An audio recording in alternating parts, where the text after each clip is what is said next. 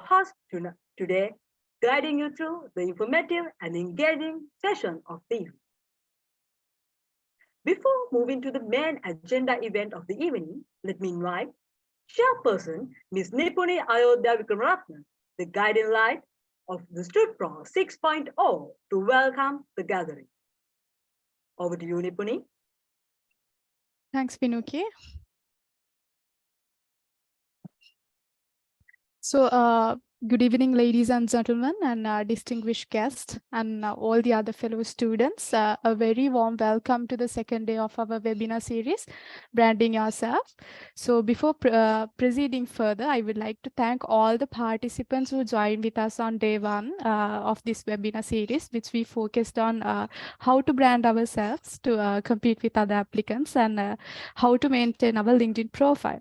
So the overwhelming participation and engagement of from all of you all have truly made that event a success. So I would like to extend my heartfelt gratitude for all of those participants. So today we shift our focus on a crucial aspect of personal branding, which is on crafting a CV to get a better job.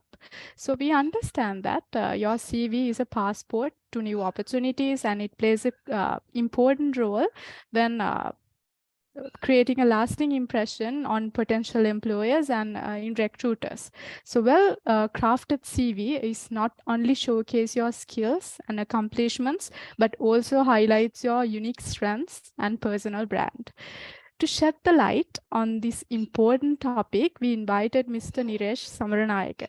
Today, he joined with us here to share his valuable insights, practical tips, and expert advices on how to create an outstanding CV.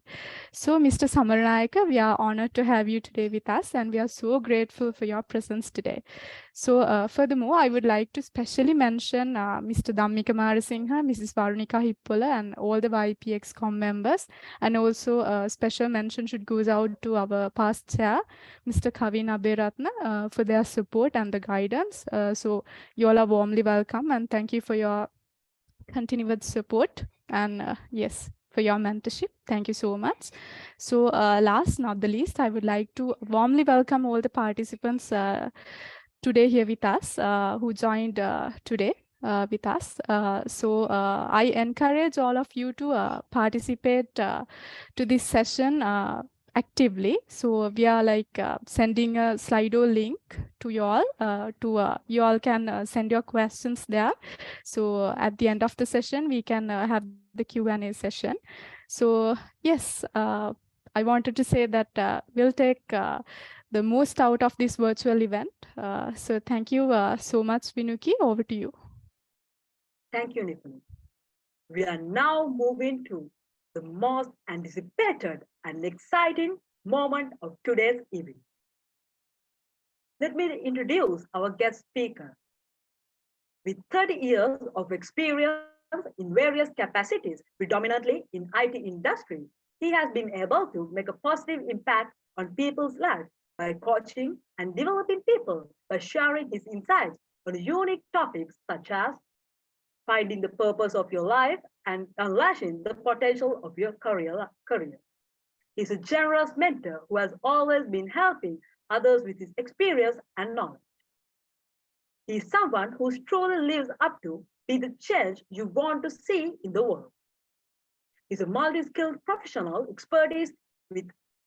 expertise in HR and IT. He has led and implemented several process improvement initiatives such as PMMI and usability analysis and testing. He is currently the head of people, performance, and culture, GSDC at CAMS, a leading software company that provides solutions for strategic management, project management, risk management, and much more. Today, he'll be sharing with us his views on how to build a stand-out CV to your dream job and drawing from his extensive experience and knowledge. Please join me in giving a warm welcome to our guest speaker in today's evening session, Mr. Niresh Samaranayake. Before handing off the spotlight to our guest speaker, speaker, we are encouraging our audience to send your questions to the link that's shared in the chat to get answers in our Q&A sections will be at the end of this session. So, Mr. Neeraj Samaranayaka, the spotlight is now yours.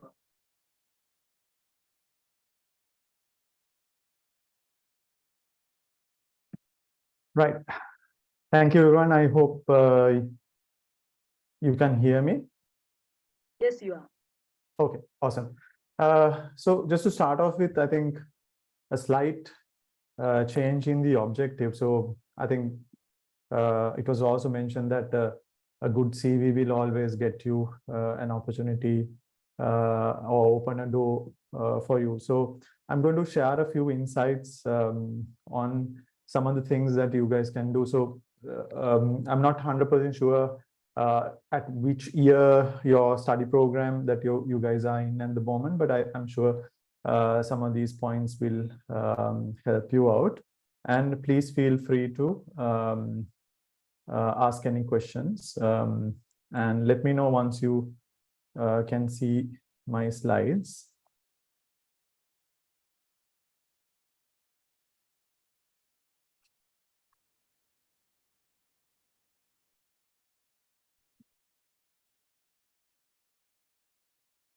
Yes, are you able to see my screen? Yes, Mr. Neeraj, we can see. Right, okay. So very quickly, I'll talk a little bit about CAMS. Not going to spend too much time about the company. So CAMS has been there for more than 25 years. And it's a set of products which is available all over the world. It started with a very small number of people in Australia, so it's based in Australia.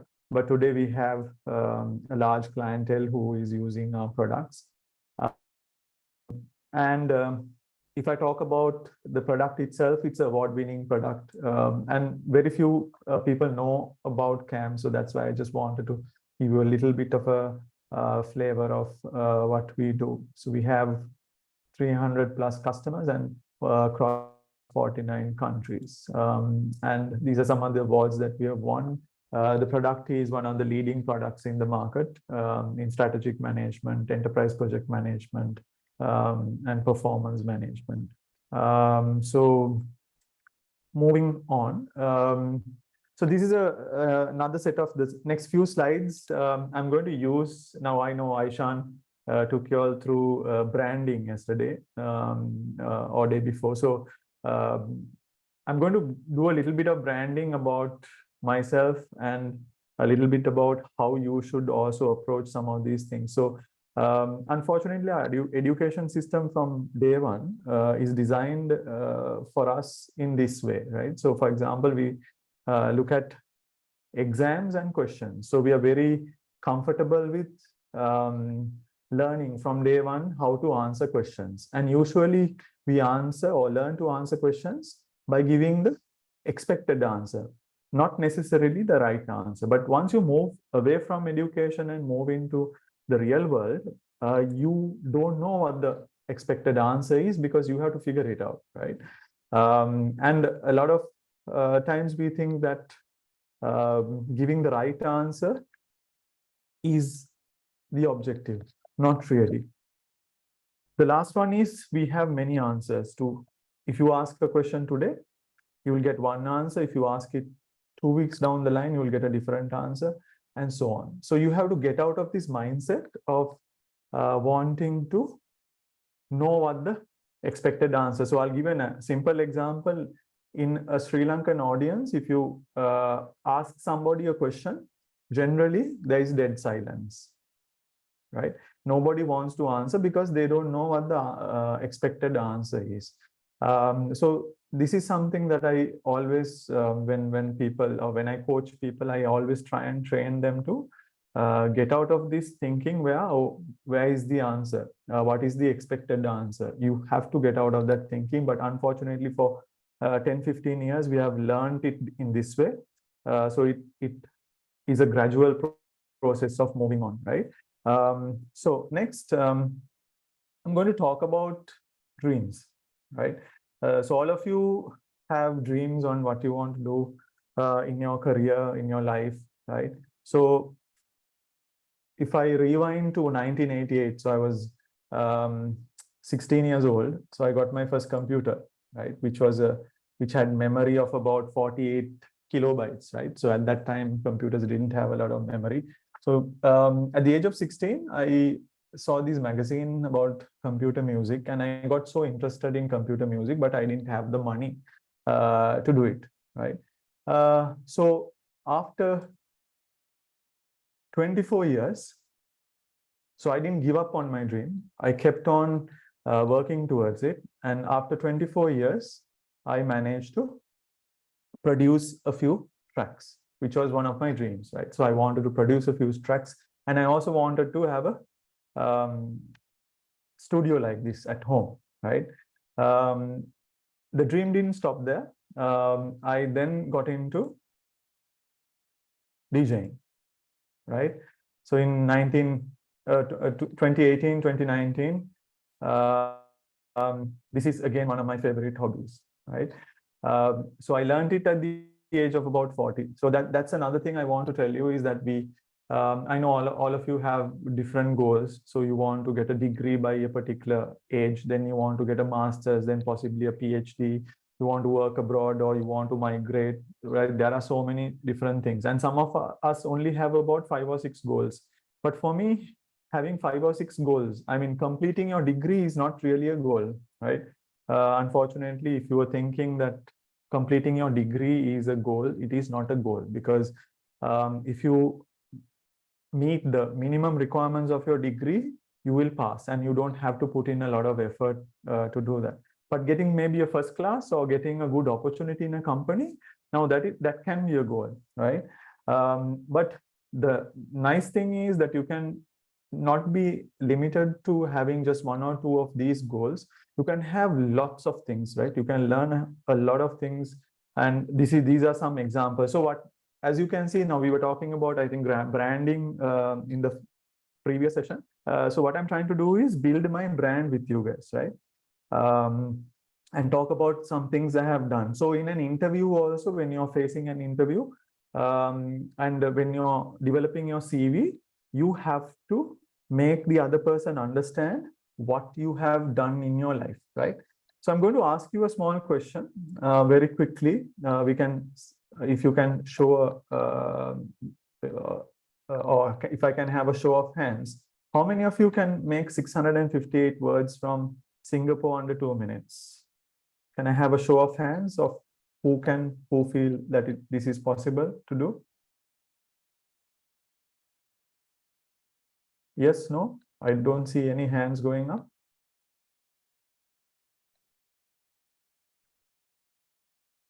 No one? Now this is exactly, now I can definitely tell you, I can do this. Now 2 things are going on in your mind. This is a question nobody has asked you before, right? My example of going back to exams and questions, right? You don't know the answer. You have not learned the answer, right? Now this is the exact point, what I meant by that particular slide. Our thinking is sometimes within a very small scope, right? So I never said to do this manually. I said, can you do this or not, right? So there is this site you can go to, or you can even now ask ChatGPT for that matter.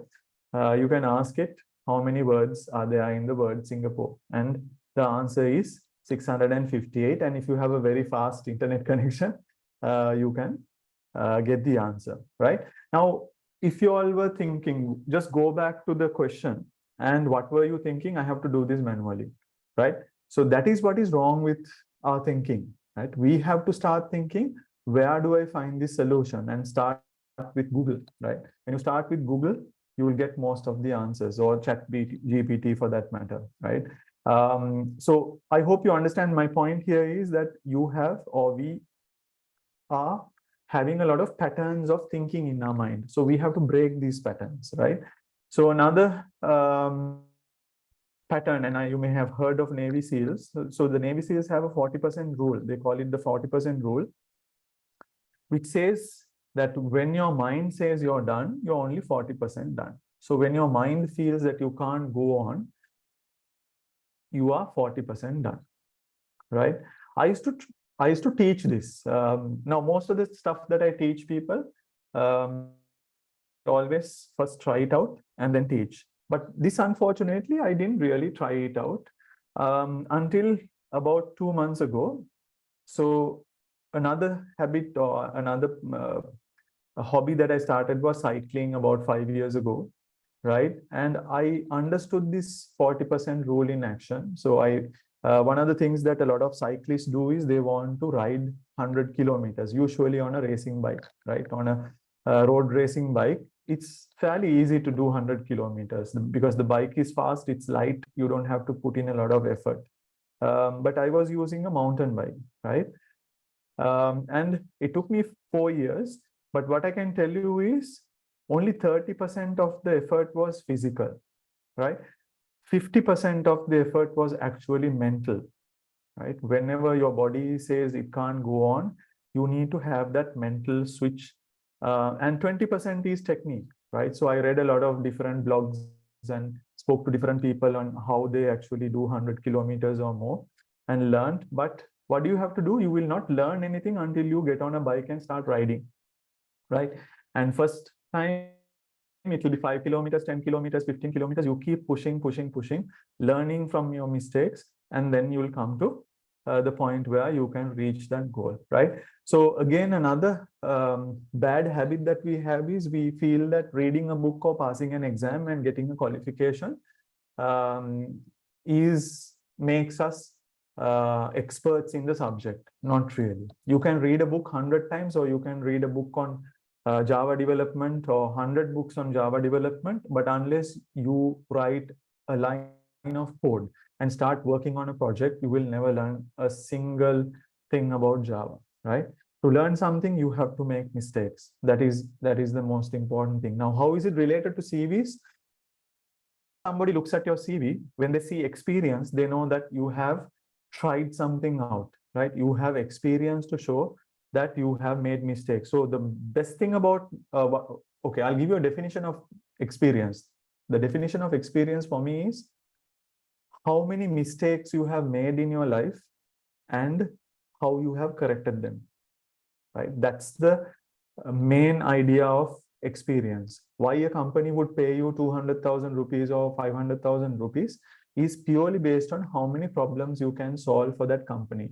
And how can you prove that you can solve problems is by showing that you have done this before, right? So that is really, really important to understand. So I hope I have given you a little bit of inspiration to try different things. And the other thing is, being software engineers or IT guys, you're usually in front of a computer and have different hobbies, so that you make sure that your physical as well as your mental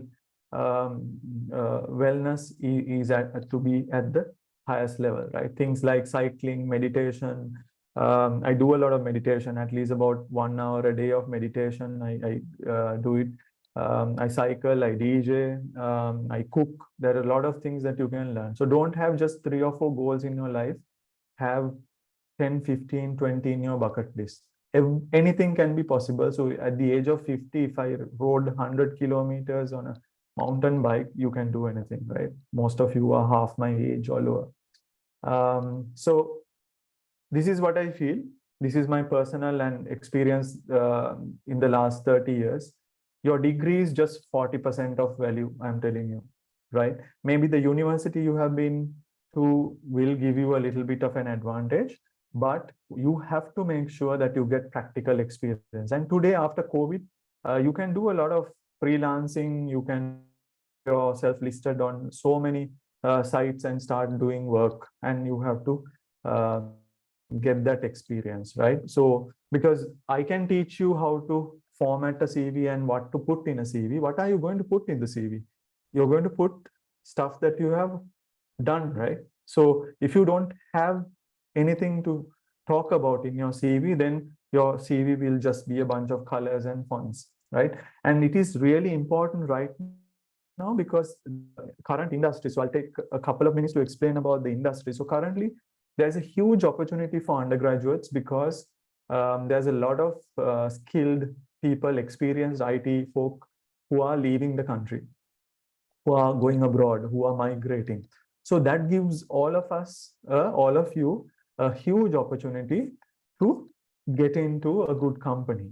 Unfortunately, some of the challenges that we have is that our customers, our product managers, all those guys want very experienced staff. They are looking for a lot of knowledge, right? But most of the time, unfortunately, when a undergraduate graduates, they don't come with a lot of experience. They don't. We have to train them. We have to spend another six months to 9 months for them to understand the technology, understand the frameworks, and so on and so forth, right? Because again, we approach degrees like A levels and O levels, right? We just somehow get through the exams, and then the company has to actually spend another 9 months to do this, right? So, and the other thing you have to understand is that all of the universities in Sri Lanka, especially the private universities, are increasing the intake.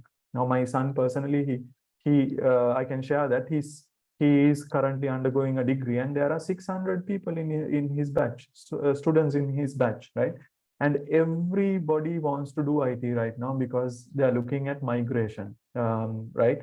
So it's going to be very highly competitive to get into companies, right?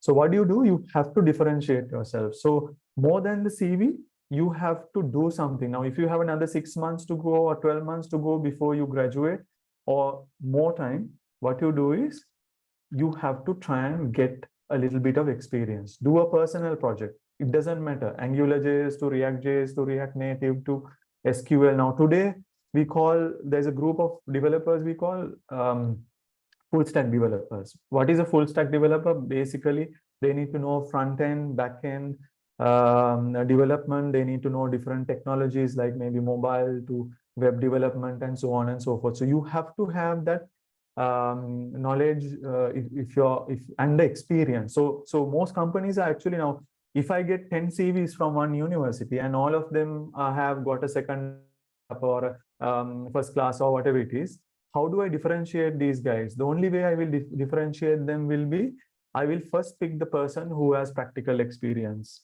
right? The ones who don't, I will probably have them as the second option, right? So you have to understand that part of it. And I want to emphasize on this because today you all have a huge opportunity because a lot of companies are losing people.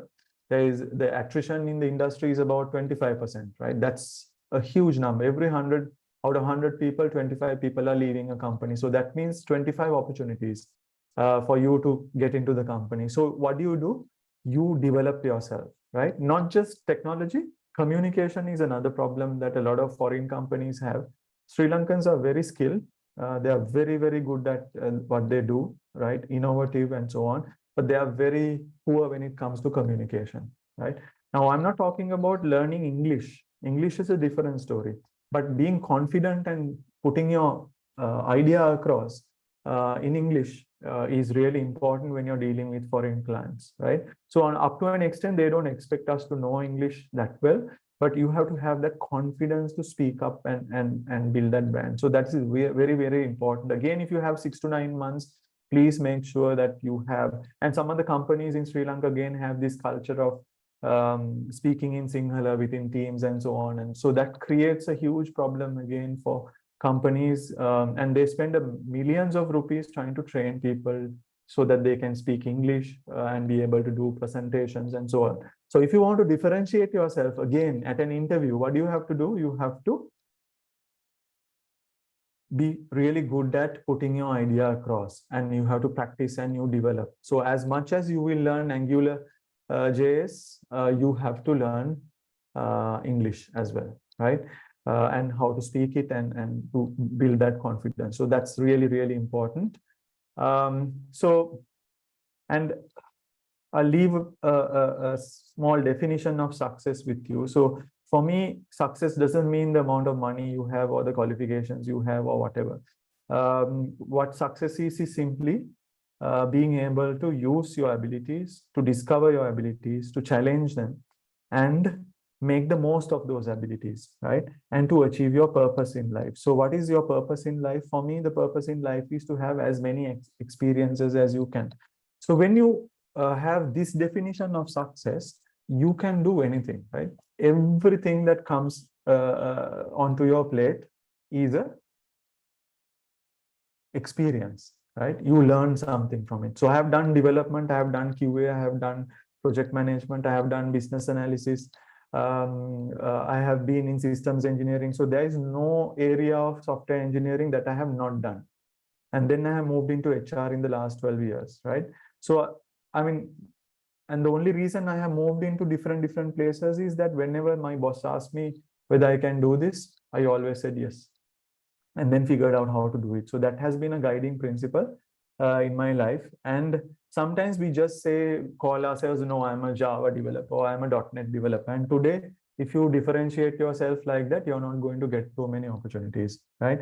You have to learn SQL, you have to learn UI, UX, you have to learn a little bit of testing and automation, right? Today now, even ChatGPT, right? A lot of technical writers, if you want to get into technical writing, you have to learn how to use ChatGPT.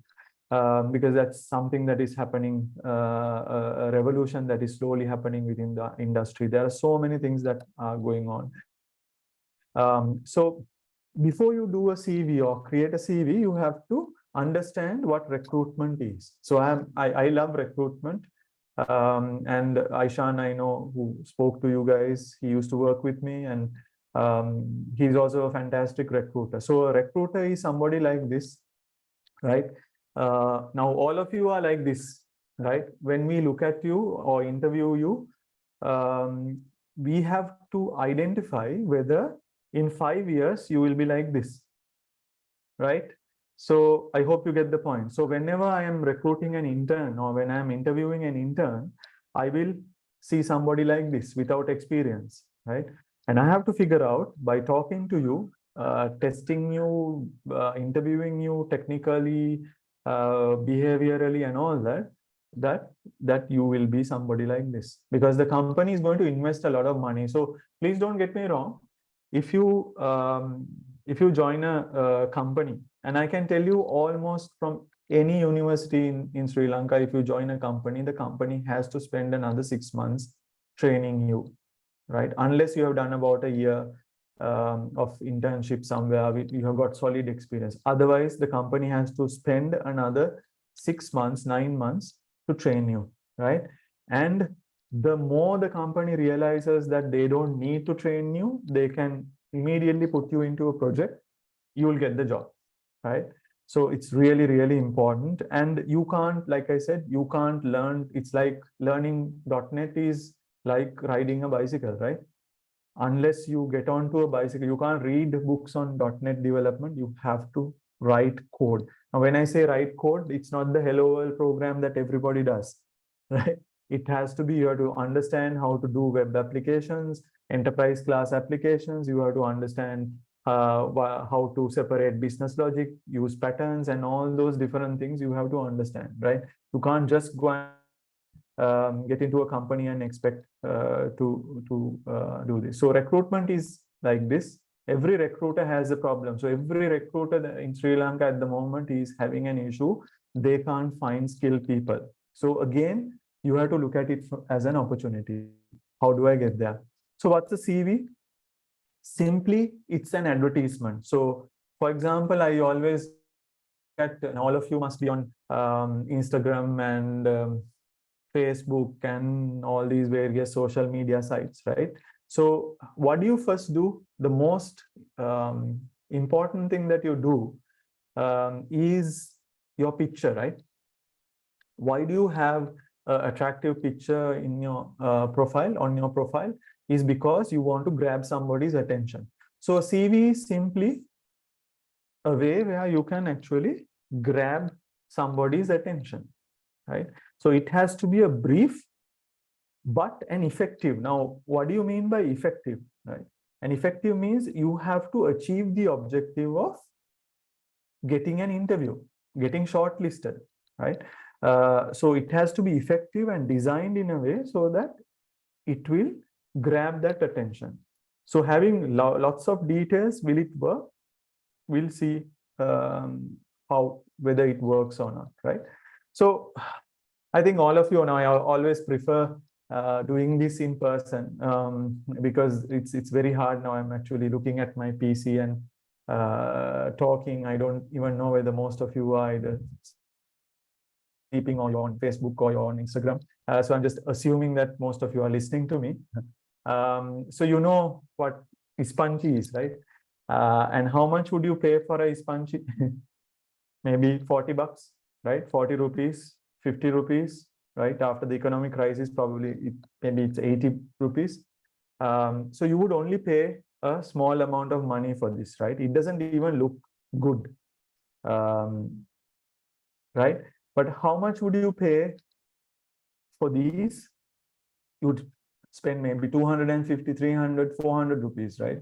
What is the difference between this and that? It's just the icing, right? But people will pay more for the icing. So your CV also has to be a little bit like that. Now, I'm not saying you have to put icing on your CV, but what I'm saying is you have to grab somebody's attention, right? You have to have substance also, but the best part of the cupcake is actually the cake, right? Not the icing. The icing adds value to it, right? So that's another thing that I want to tell you. Never focus on money or promotions or qualifications or anything like that. Always focus on adding value, right? What do I mean by adding value? Adding value is all about, let's take a three-wheeler driver or Uber Eats. What does a three-wheeler driver do? They save time, right? That's the value they provide to their customers. So all the best companies in the world, what do? They solve a problem. So you guys are developers or QAs or whatever, you're actually helping companies solve problems, right? So if you can solve problems faster, better, in a more innovative way, companies will pay you more money. So what do? You learn to add more value with everything that you do, right? Every time you add value, the money will automatically come, right? So you go into a company, you walk into a company, and let's say you have spent time learning Angular JS and .NET, and also you have done some UI UX design, right? And you have done a certification on UI UX, and you have done a lot of web designs. And the moment you sit down and you start talking about what you have done, when the company realizes you can also do UI UX apart from software development, they will select you. Why? Because they know you can solve more problems for the company, right? And I can't emphasize enough, some of the skills that developers need to have is UI UX design skills. They need to have a good SQL knowledge, right? They also need to understand different technologies. Now, I have learned SQL Server, and after I learned SQL Server, it was very easy to switch to Oracle and then to switch to MySQL because it's the same principles, right? If you spend 40% effort to learn SQL, SQL Server, then you have to spend only another 20% effort to learn Oracle, and then maybe another 10% to learn MySQL. And today you don't need to even learn, right? You have the web, you Google it, how the syntax and everything is there. So this is why it's a lot more easier for you to learn things today in this environment. So I hope you guys have done your research, because in your first or second year now, this is something that I keep telling my son. He's in the first year.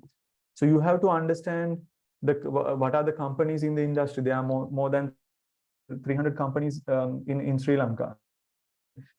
Different companies doing different things. There are product companies, services companies, product and services companies, right? So some companies are into AI, data analytics. There are lots of different companies. You have to understand what those companies are and what are the technologies that are in demand. So you have to go to top jobs, go to job sites and see what kind of vacancies are there, right? And have you built up a good network? So you have to build up your network. I'm sure Aishan took you all through how to do that, right? So I have about 19,000 connections on LinkedIn. So you have to, at least as a start, you should have at least about 1,000 connections on LinkedIn, and you should be following some other top companies in Sri Lanka and understand what is going on. So currently, actually, the IT industry is also going through a bit of a tough situation because of the global recession. So a lot of companies in clients of some of the local companies are cutting down on their businesses, right? Because obviously when there is a recession, this kind of thing happens.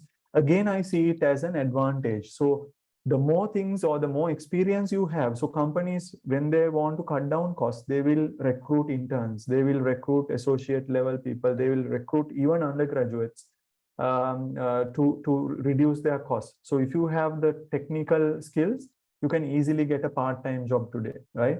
It's not difficult. Most companies also have part-time options.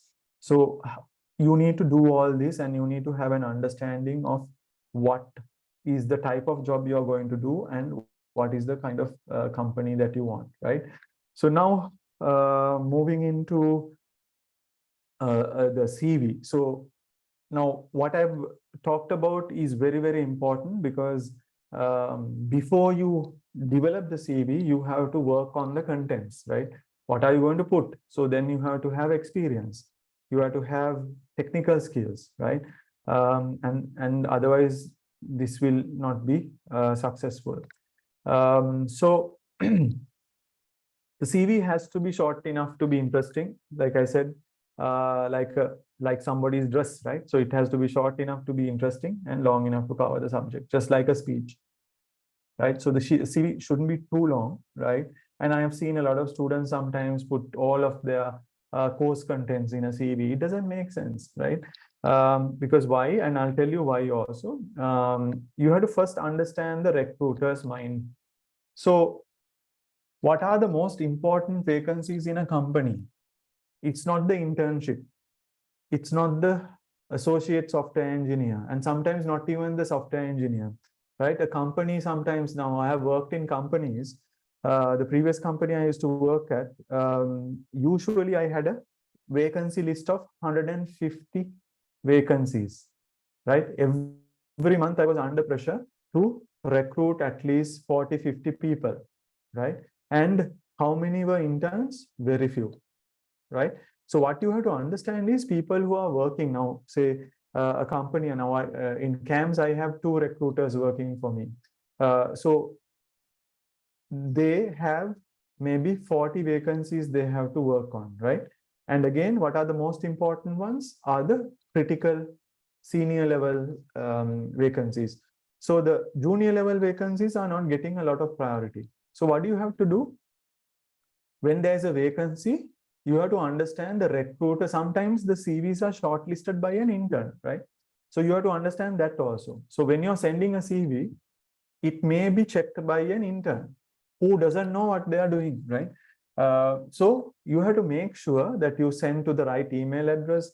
The CV should be nicely formatted. And when I train somebody to look at a CV, I will say, okay, check whether there is .NET, there is AngularJS, and there is this, there is that. So they will scan the CV to find all this information. And if they can't find it, they'll reject the CV, right? So when I have 300 CVs, I will only have 6 seconds to look at your CV, not even that sometimes, right? So what do you have to do? Like your Facebook profile, your profile picture has to be, so I'm not talking about the profile picture, but the first few inches, right? So the first half of your page should have enough information to grab somebody's attention, right? Now, nobody will teach you this in CV writing courses. They will tell you how to write this part, that part, and so on. I'm just telling you, I'm going to give you the structure and the rules. And nobody can, don't get anybody to write your CV or create your CV, because it's your personal property.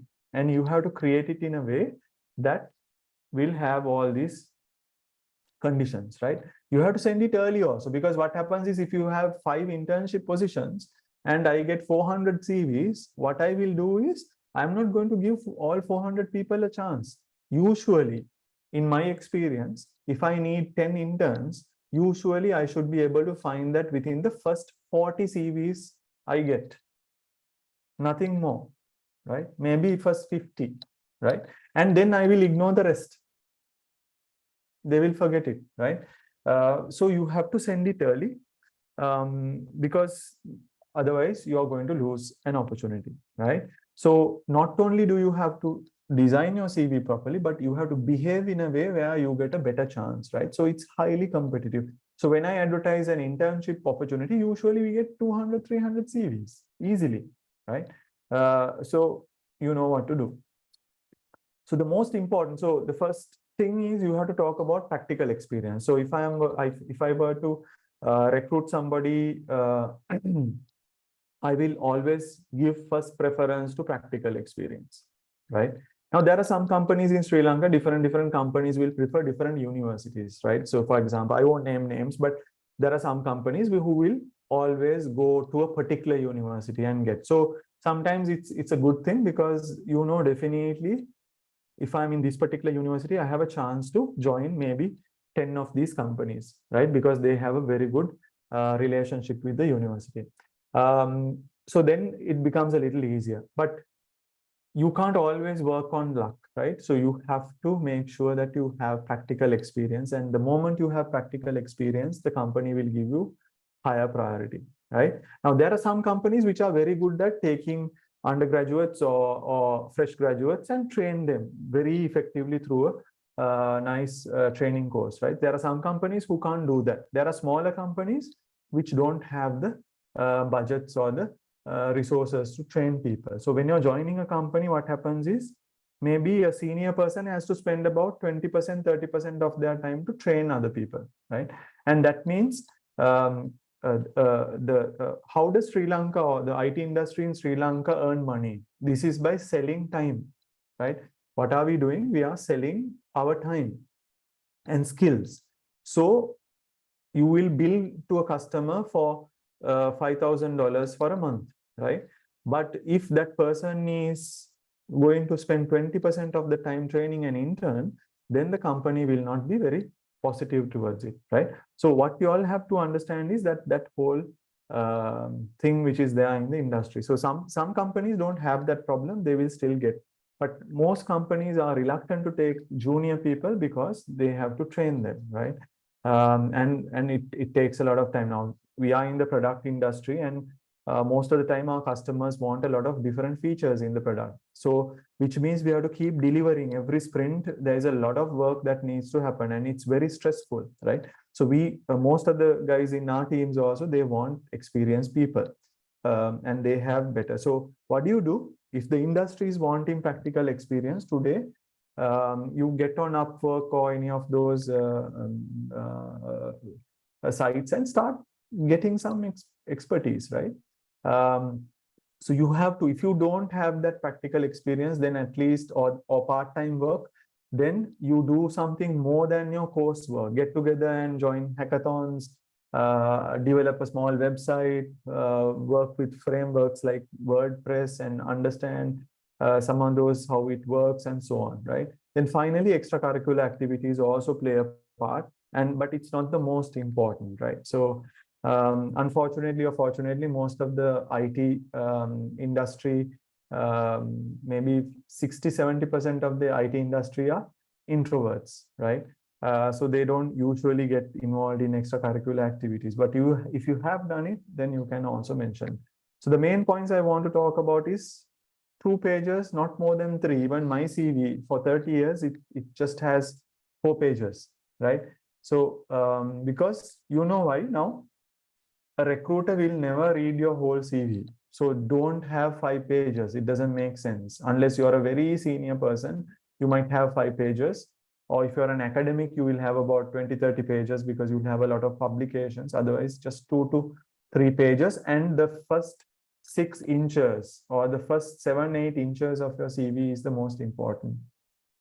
And it should bring out your personality and your experience. And I'll talk a little bit about it. And it should be relevant. Now, I sometimes get CVs from the same person for 20 different positions. Don't do that. Recruiters will always remember you when you do that. Don't copy other people's formats, because then I will explain why. Because you are trying to get somebody's attention, and you do it by yourself, because when you develop a CV on your own, And it's a document that is going to be there for another 30 years. So you have to take ownership for it, right? So this is an interesting, so this is actually now this guy works for CAMS, but I've been doing this training for more than now 8-10 years.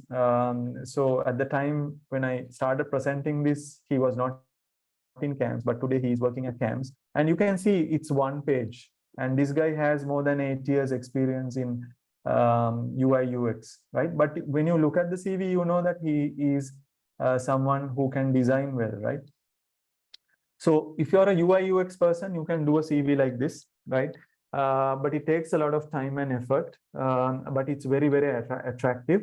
And whenever I interview or sort of shortlist CVs for UI UX graphics designers, I always expect CVs like this, right? So if you're a UI UX graphics designer, or you're looking for that type of design type of role, have to get used to this kind of format, right? So this is very memorable, right? And imagine after about 5 years of presenting this, I then realized that he was working at CAMS, and I reached out to him and said, hey, I'm using your CV to train other people to write an effective CV, and he was thrilled, right? So see, I remembered him, and this CV is memorable. So about one thing about CVs is that you have to make it memorable. And this is another example. So when I did this program in SLIIT, I think it was in 2013 or 2014, 2013, I think, right? So then I tell the audience, if you want me to have a look at your CV, please send it across to me. So this guy sent his CV across to me. We never recruited him. After 4 years or 4 or 5 years, I got a CV, right? And it looked very familiar, right? Then I remembered this is the same guy who wrote to me 4 years ago, and I could remember his CV, and it was there in my mind because it's a bit of a unique design, right? And then we ended up recruiting the person. So this is very important. I think, again, Aishan would have spoken about some of these things. Ending, right? Now, hopefully you will remember me by my DJing and cycling and songs and all that stuff, right? So, and hopefully because you remember me, you will remember CAMS also, right? And because you remember me, sometimes maybe 3 years down the line, you might apply for CAMS or the company that I'm working in. So that is very, very important, right? This memorable layout. This is not an attractive layout, but it is memorable, the color usage and all that. So in the end, he worked in that company for about 4 years and really developed himself, and he was a fantastic developer. So as you can see, he got an opportunity to develop his career simply because somebody remembered his CV, right? That's all. So you have to, so that's why I'm telling you that this has to be a little unique, right? So if you give this design to somebody else, they will give you a standard design. That's the problem, right? So now we know it has to be memorable and unique, and follow the information guidelines, right? You start with a summary and go into a little bit more detail, okay? So first thing in the CVs, we have the sections. We have introduction, contact details, and that is also very, very important. Don't put 5 mobile numbers, your number, home number, father's number, and the grandmother's number, right? So you put just 1 or 2 numbers at the most, right? And sometimes we find ourselves speaking to somebody's mother, right? So don't put your mother's phone number. If you have got into trouble for some odd reason and they are monitoring your phone calls, at least get a new number for official purposes, right? Because it seems sometimes quite weird when you call and the mother or the sister answers, right? So we want to get in touch. Again, remember, when you're, I'm having 40 CVs and it's 6 o'clock in the evening, and I am supposed to send 20 shortlisted candidates to my hiring managers, I will start calling, right? If you don't answer, or if I can't get through, then I will go on to the next CV. I will not bother to call you back unless you have a very good set of skills and your CV is really good. Otherwise, you will move. I'll move on. So you have to make sure. So I always tell people to have 2 lives: your personal life and your professional life. So for your professional life, you will have a professional number, email address, and everything will be professional. and you know that somebody calling on that number will be for professional reasons, right? And you will always answer, right? So today it's not difficult to get two numbers. And the other you can have as a personal number, which you will not share with everyone else. You will share with only your personal contacts, right? So now a lot of people have this objective in their CV, which is completely useless. And I'll tell you why. Moving on. So you will have your work experience. So in this particular order, and your academic qualifications, you can include your GPA and all that, academic projects and extracurricular activities. So this is, so the reason why I am listing the information like this is because of the importance of the information. So in introduction and contact details is important because in the first few inches of the CV, somebody should be able to make a decision whether they should give you an interview opportunity, right? So that's really, really important. So then the other things, right? So now people have this, my purpose is to blah, blah, blah, kind of a nice story they write. Again, after doing, getting ChatGPT or somebody to give you this objective, it sounds nice, but it doesn't tell me anything, right? You are wasting space. Don't have an objective, no point, right? What do? You have a summary of who you are, what is the experience you have, the expertise, and what are you looking for, right? Very simply, that's what you need to do. And you have to write something like this, right? So you will have all these, the information. And again, for those who have now in Sri Lanka, some people have 15 names. Don't put all 15 names on this. It's confusing. So I also have 3 names, but I am known as Niresh Samaranayak, right? So make it very simple. If you like to put 2 names, that's fine, but underline the name that you're known as. So that's really, really important. And you will talk about your, give a small summary, right? So if you want, I can share this with Nipuni, the slides. What is important is to understand that how you have to structure the information. It's like this, right? It really tells somebody reading your CV, what are you looking for? So sometimes we have this problem. We read the CV from top to bottom 3-4 times. We can't understand what kind of skill they are looking for because they have certifications in HR, they have certifications in software engineering, they have certifications in quality assurance, they have certifications in accounting. We don't know what kind of job they are looking for, right? So don't do that. And also that's another point. If you're, I know it's not a problem to have accounting qualifications, to HR qualifications and all that in your as a person, right? To learn and get these qualifications. But because you don't focus on your career, sometimes people will read your CV and think they have no idea what they're doing, right? They may not shortlist you simply because you have listed 20 different qualifications, which are in completely different areas. So if you are sending a CV for a engineering position, just put only the relevant qualifications which are for software engineering. Maybe if you have done QA certification, that's perfectly fine. But try and limit the number of things you will say because people will make different conclusions about it, right? So this is how you write the summary. Then you write your work experience. So next should be your work experience. And it's very easy to do a CV in Word. But a lot of people say, I have a fantastic knowledge of Word, but they can't align anything, right? So because of that, what happens is you have to use tables. The easiest way to do a CV is to use tables. You can use invisible tables so that it looks very neat. And the information should be very easy to. So if an intern is looking at this, they know, okay, this person has worked in a company as an intern for 3 months and have done .NET stuff, right? Done a freelance position as a software engineer part-time 6 months, developed 2 mobile applications. So and you can put a little bit of detail about so anything to help somebody getting that information, right? Don't put a lot of information, but put the key information that you need. Then your academic qualifications. Now, another question you might be thinking is, now what if I don't have work experience? Then you can talk about your academic qualifications, and also talk about the projects you have done as part of your study program, right? So some of you will do projects. So what is important to understand is, now if you all are currently going through projects, make sure that you get involved in those projects. So sometimes whenever we go for a career day, all the CVs have the same project, right? Everybody, about 20 people have worked on the same project.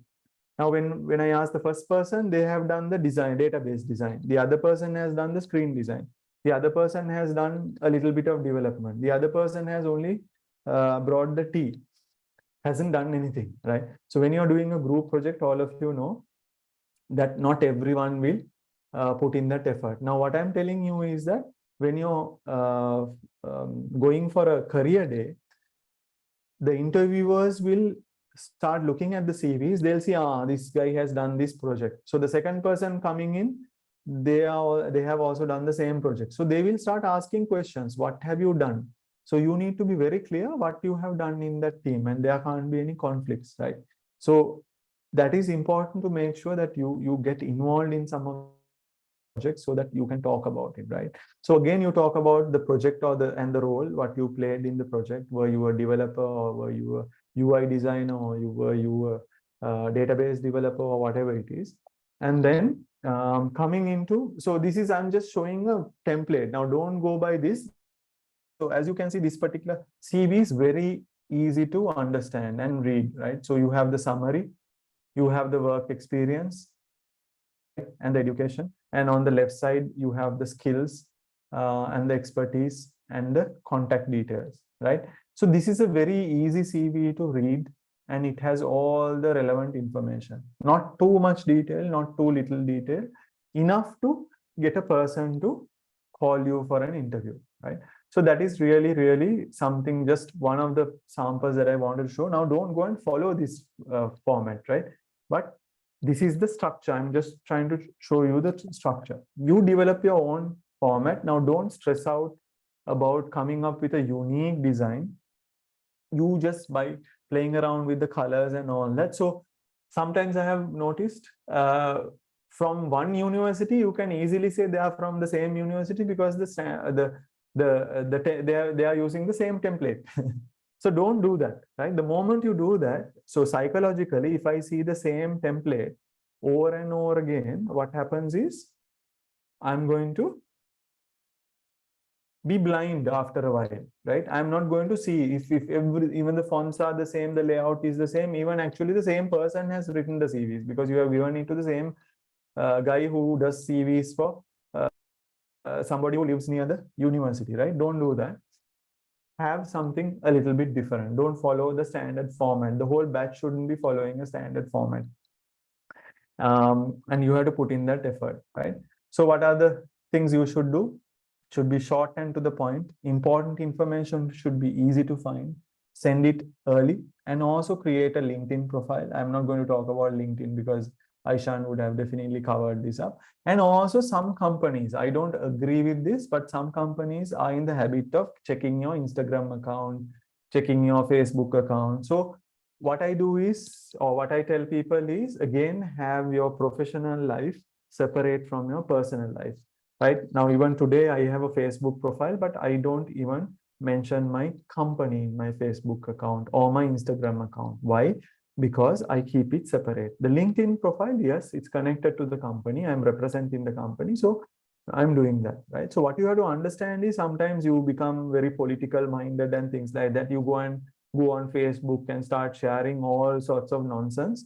If the company searches and finds your name on Facebook, and they will go through and make your profile private and lock it, right? So that people can't really find out what your interests are and all that, right? So but you have to keep these two things separate, right? So it's really important, because in the last couple of years, especially, a lot of people got involved in political activities, Aragale and all that. So you have to make sure that you don't connect these profiles together, right? It's really, really important. And today it's very easy to connect profiles, so it becomes a little bit of a problem. So using different names is what I would suggest. use your standard name in LinkedIn and use different names, not bogus names, but just have slightly different profiles online. The other thing is, don't do things like this. You create email addresses for fun, and unfortunately we have received CVs from this type of email addresses. It is not professional. So the best way is first name, last name. You make sure that you create a professional account for yourself, right? Don't have 10-page CVs or switch off your phone. Don't have romantic ringtones, right? Have a professional mobile number, and also the file name is really important, right? Don't put CV1, CV2, CV sent to Aki type of thing. You put your name, because it's very easy to then find your CV when we are trying to locate you. Okay. Then picture on the CV, right? So don't put pictures like this on your CV. It's not professional. You put and this is an actual, and you must be thinking, no, I'm joking. This is an actual picture I had on a CV, right? Unnecessary, it's not professional, right? So unless you're looking for a modeling job or something like that, right? This is a professional type of photograph. You don't have to wear a coat or a tie or whatever it is, but just have a very decent photograph which looks like you, right? Now, a lot of people will take event photographs with a lot of makeup on and different hairstyles and so on, and put that on the CV. The only reason I want a photograph on the CV is to understand who this person is, right? And if you're highly made up and I can't recognize you, you have used various filters on your phone to take the picture. When you come for an interview, I won't be able to recognize you even at the reception, right? So it's really important to understand that and have a professional CV. So that's pretty much what I wanted to cover today. No, we a little bit over time, but I think we started off a little late also. So if you need to send your CV for me to have a look at it now, just don't send it to me as it is. Go through what I talked about here. Please format the CV and send it, and I can have a look at it and give you feedback on it. Yeah. So that's about it. So we can open up for questions now, if it's not too late, or you can email me your questions. That's also not a problem.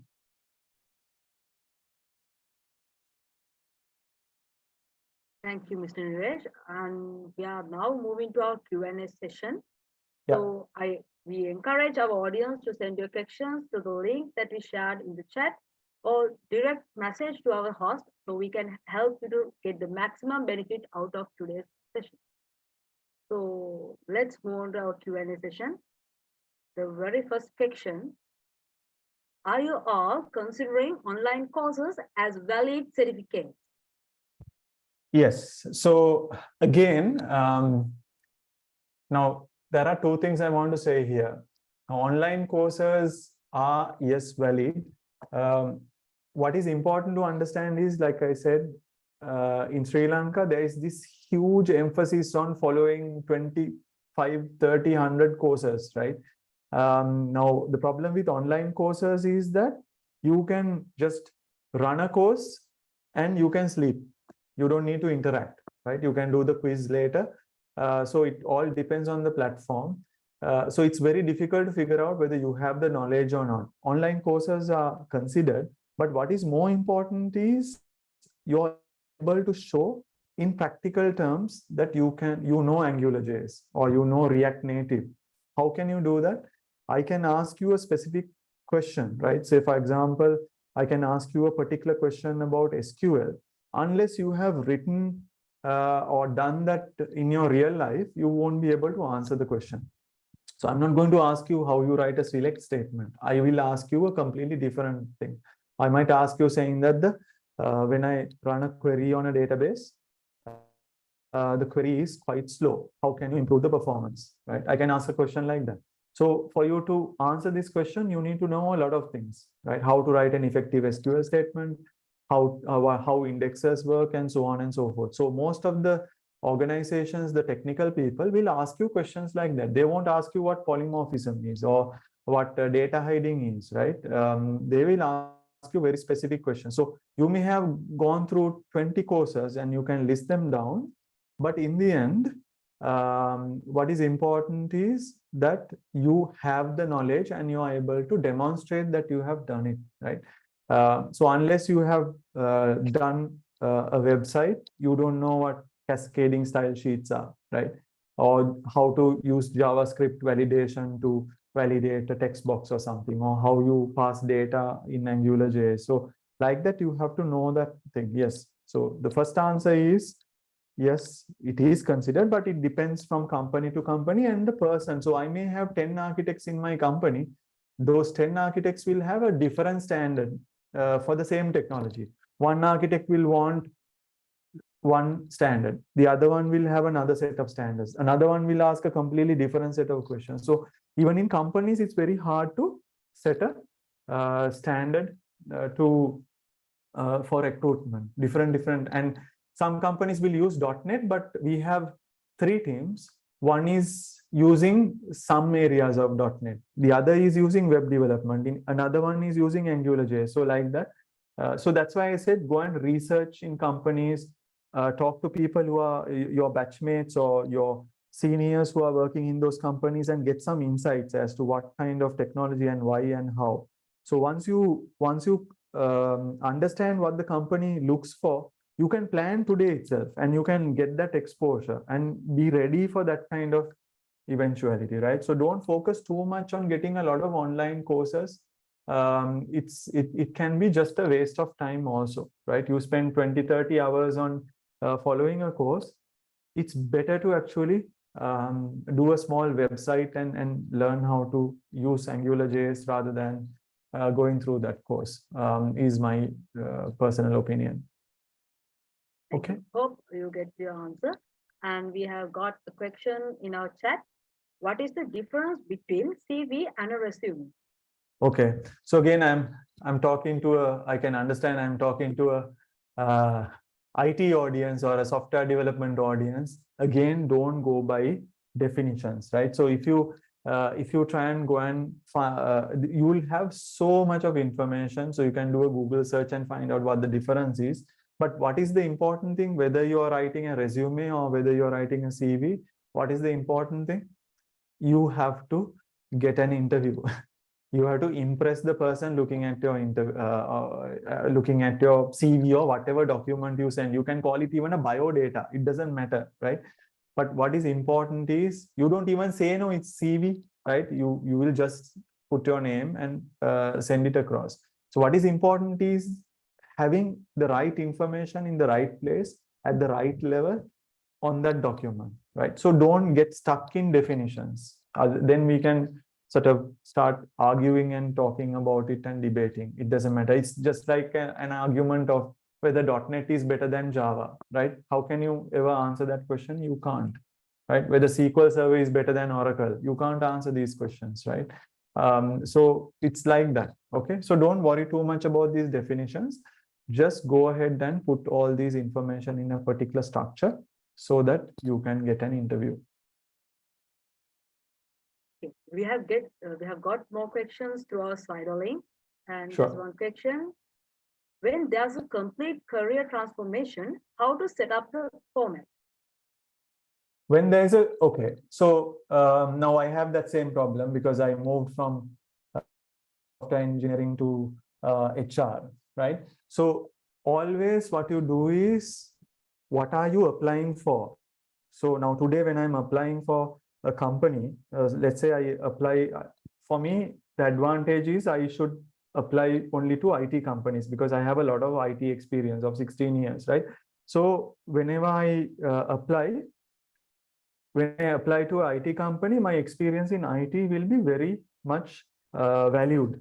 But I apply to a company like, let's say, Unilever or FMCG company, that value goes off. So first thing you have to do is you have to focus. The first bit of information should be geared towards the new position, right? So if you moved from software engineering to, let's say, quality assurance, software development to quality assurance, then the first, your summary should be more aligned to quality assurance, but you have to talk about your development experience also.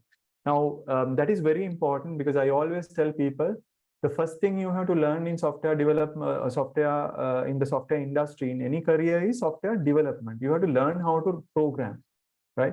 But at least do a little bit of programming, so that anybody looking at your CV will understand you know how to code. Even if you're a QA or a data engineer or anybody, you have to understand that the software development, even a BA, right? I would always love to recruit a BA who has technical experience. So your technical experience is important, but what is relevant to the position that you apply? What you apply is, if it's for a BA role, first talk about your BA exposure and then say, look, I also have these qualifications. So don't leave it out, unless, for example, you have been a DJ or something, right? So you have been a part-time DJ like me for 5 years, then try not to emphasize that in the CV, because if I'm joining a company, they might have a completely different idea. So if the two careers are conflicting, a little bit conflicting, you have to take that out completely. So if you have been in, let's say, for example, you have been an accountant in a company for 2 years. Now I'm taking an extreme example. Then you got into software development. I have interviewed people like that. I have interviewed a guy who was in a sales executive for 5 years selling three-wheelers, and then he got into software development, right?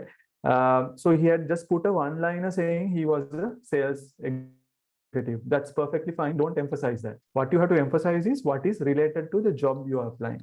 So that is important, but you have to also, so it's like you're using all your experience, right? Everything that you have done, you have to use to get the job.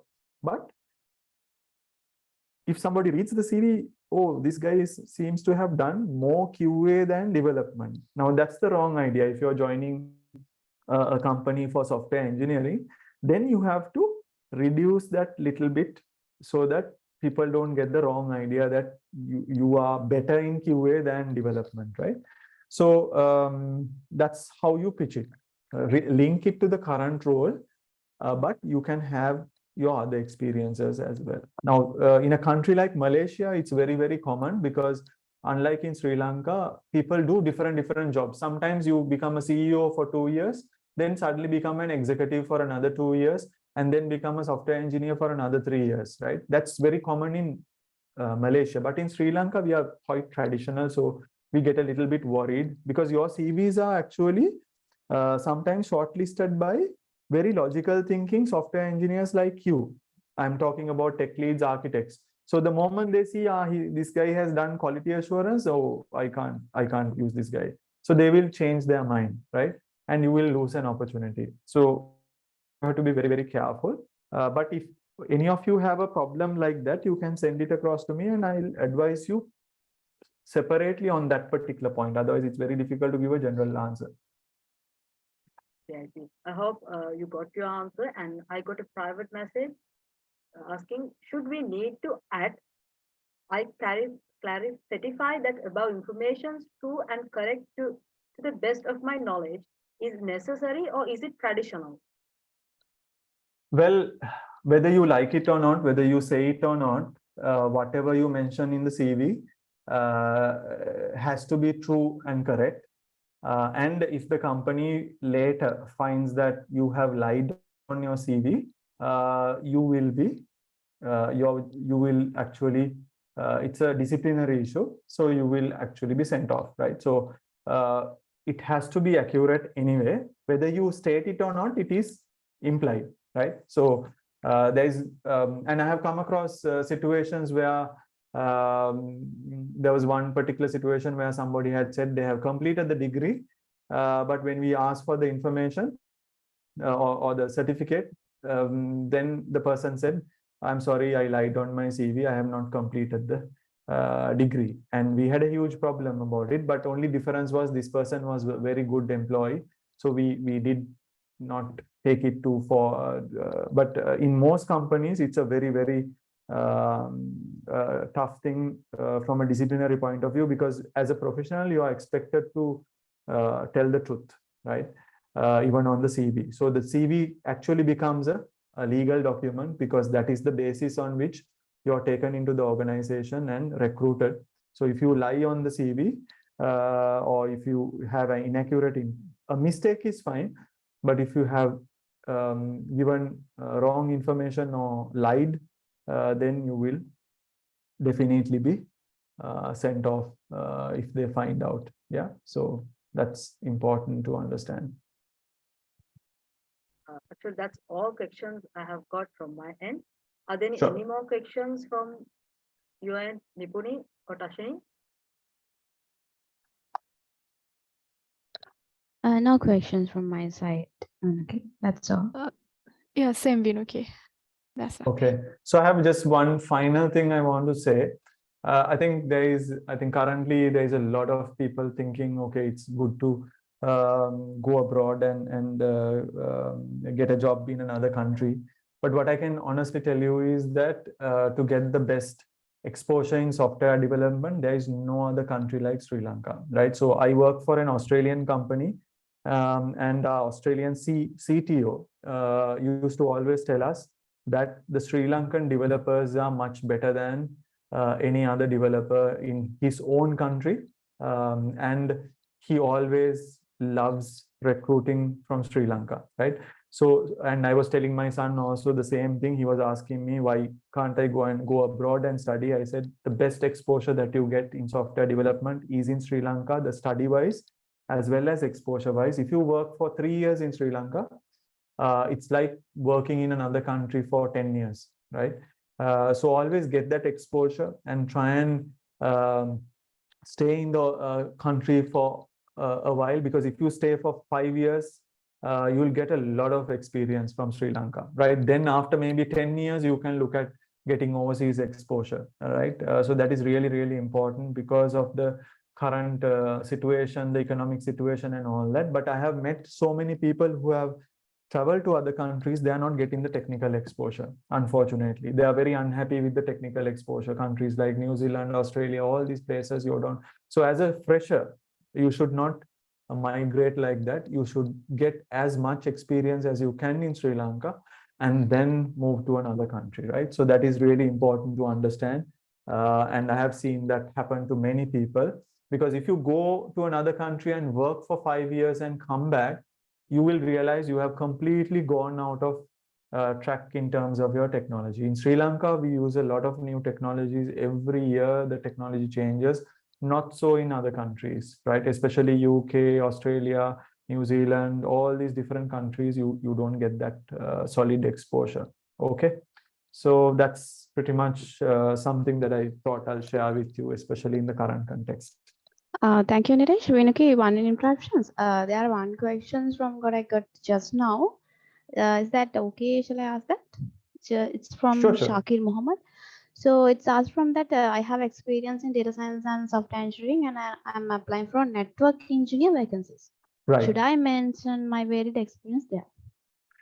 Right. So now data science and was it data science and software engineering? Engineering, yes. Right. So he wants to apply for a network engineer network engineer role. So now that's a little bit of a, I have a question why you're doing that, because data science is a good field, and also maybe your passion is there. So then for network engineering, again, you have to make sure they will ask you, why are you, the same question, why are you wanting to get into network engineering? So ideally, you should have some qualifications, like in terms of network, some Cisco or whatever type of the current networking certifications at least should be there, so that the company will understand that he has the knowledge, the theoretical knowledge at least, because most of the software engineering courses don't cover network engineering. So one of the few courses that we have in Sri Lanka is SLIIT has a data and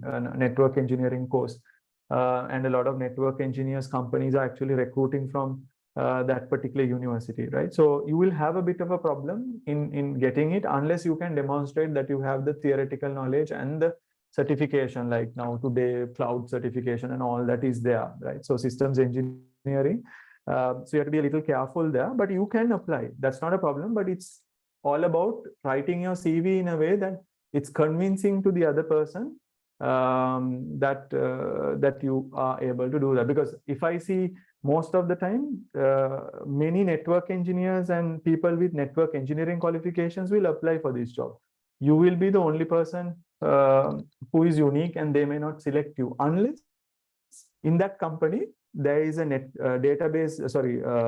data science or data engineering type of role, and the networking team or the systems engineering team or the IS team is responsible for that function as well. So in a situation like that, they may select you. So you have to be it takes a little bit of time. You have to apply to companies which have that. Now there are, and again, data science also, not all the companies are really getting into data science. It's some of the big companies who are really doing it. Others are actually not doing a lot of work in data analytics and data science, although they have data engineers, right? So the main answer for that is you will have a disadvantage there when you're applying, because the companies will tend to select people with network engineering qualification, unless you can have some good certifications there to show that you have done your part. Yeah. Or even some internship would do, right? So, okay. Anything else? Seems like that's all the questions we have got. Awesome. Okay. Now we have come to the end of this wonderful session. And I hope you have enjoyed and learned from our guest speaker, Mr. Neeraj Samaranayak. I would like to take this opportunity to thank him for sharing his valuable insights and expertise with us today. He has enlightened us on how to build a creative CV, but with standing out features to get our hand in the dream job that we have been always waiting for. Please join me by giving a big virtual round of applause to our guest speaker as we now present the digital token of appreciation to Mr. Neeraj Samaranayak. Mr. Neeraj, please accept our appreciation. Thank you very much for your time and generosity. We wish you all the best in your future endeavors. Right. Thank you so much. And thank you for inviting me. And wish you guys all the best. Please reach out if you need any support. Thank you. We have now come to the conclusion of this wonderful event. I hope you have benefited from this session. There are a lot of individual efforts behind this successful event who worked tirelessly and diligently to make sure that this event runs smoothly and effectively. Before we adjourn, I would like to invite Ms. Sandhini Gunawardana, Vice Chairperson of StudPro 6.0, to deliver the vote of thanks.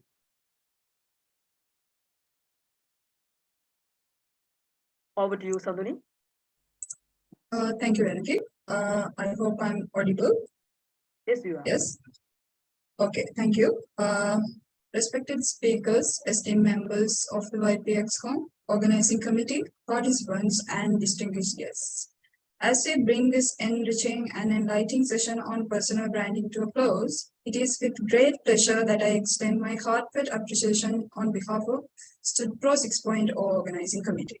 First and foremost, I would like to express our sincerest gratitude to our esteemed guest speaker, Mr. Neeraj Samaranayak. Your vast expertise and profound insights have illuminated our understanding of personal branding.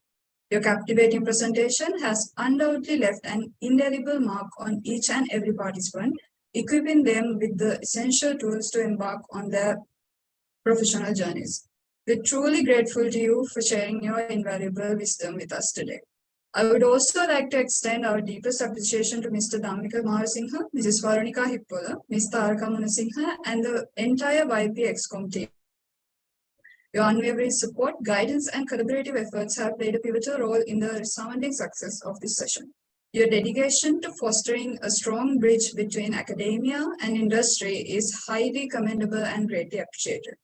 A heartfelt thank goes out to the entire StudPro 6.0 organizing committee, Your relentless dedication, countless hours of meticulous planning and attention to detail have transformed our collective vision into a reality. Your unwavering commitment to ensure the triumph of this virtual event is truly awe-inspiring. Lastly, but certainly not least, I would like to express our sincere appreciation to all the participants, and your active engagement, enthusiasm, and thirst for knowledge have made this session highly interactive and meaningful. We're genuinely grateful for your presence, and we eagerly anticipate your continued participation in our upcoming sessions. In conclusion, I extend my deepest gratitude to all those who have contributed to the resounding success of this session. Your presence, unwavering support, and infectious enthusiasm has made this experience truly memorable. Let us continue to grow, learn, and empower ourselves as we navigate the path towards personal and professional triumph. Thank you. May you have a splendid day ahead. Over to you, Venuki. Thank you, Sandhuri. Now it's time to us to have a group photograph to make our memories long-lasting. Please switch on your cameras within the next 30 seconds and we can have a wonderful picture with all our participants today. And your time starts now.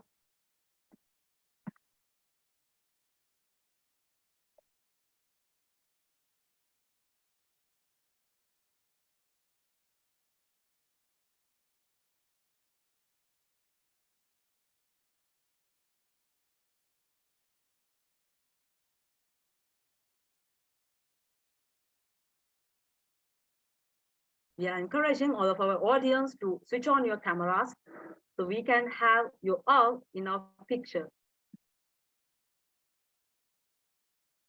Vimalka, are you ready?